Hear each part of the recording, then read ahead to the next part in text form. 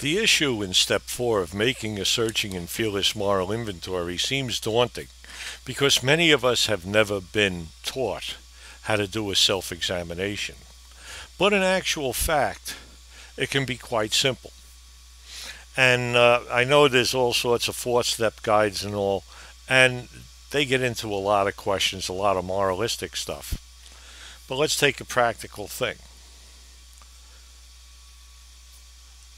Write down on a piece of paper what's causing you problems right now.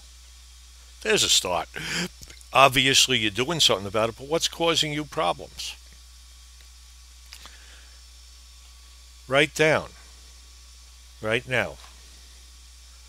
What have you done or are doing that you feel is wrong, that you are ashamed of, that you are embarrassed about?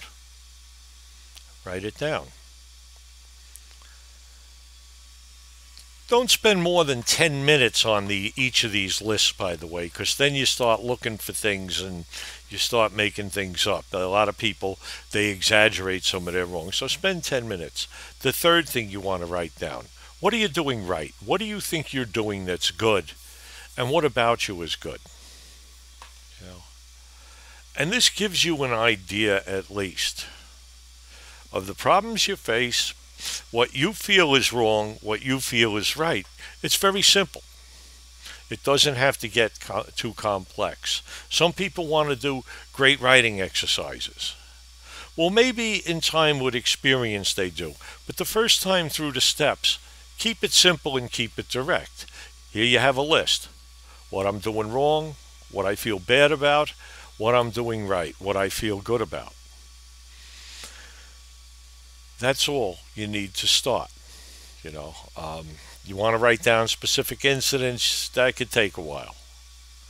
But at least you have the beginnings of a moral inventory. Spend no more than a half hour on the whole thing the first night, and then put it in a drawer. And there's a reason for this. Put it in a drawer or hide it where no one else can find it. Very important. And the next day, take it out, read it, spend about a half hour on the whole thing, revise it, improve it, look at it, take stock of it. Because when you come and look with fresh eyes, you may see some things you forgot, you may see some things you're exaggerating. But here's your inventory. What I've done that I felt is wrong. What's right? What's wrong in my life? Good, basic, simple. No frills. And step 5, of course, is talking to someone about this. Finding someone who will listen. And you're not looking so much for feedback or to have them tell you what to do. You just want to have a listening ear. You're sharing this with someone. And they may give you some insights. That's good. The first criteria, as I always say, find someone who could keep his mouth shut. There's too many gossips out there. Number 2, find someone who can listen and who is not harshly critical of you. Because you don't need someone to hear this and run you down and make you feel like a worm. You're trying to get better, and that's what this step is doing. Conversation where you can sit alone, have your cup of coffee or whatever, a little cake, and talk.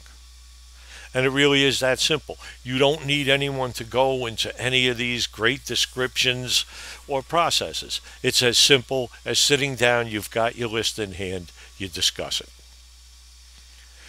You may get some insight out of it, but at least you have shared the burden. This is no longer a secret. It's in the open. You can't go back on it.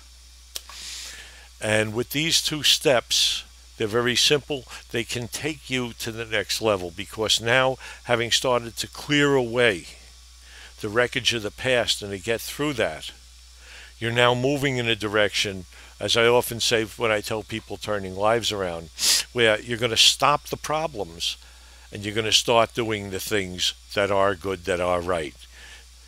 Eliminate that which destroys your life and participate that which improves your life.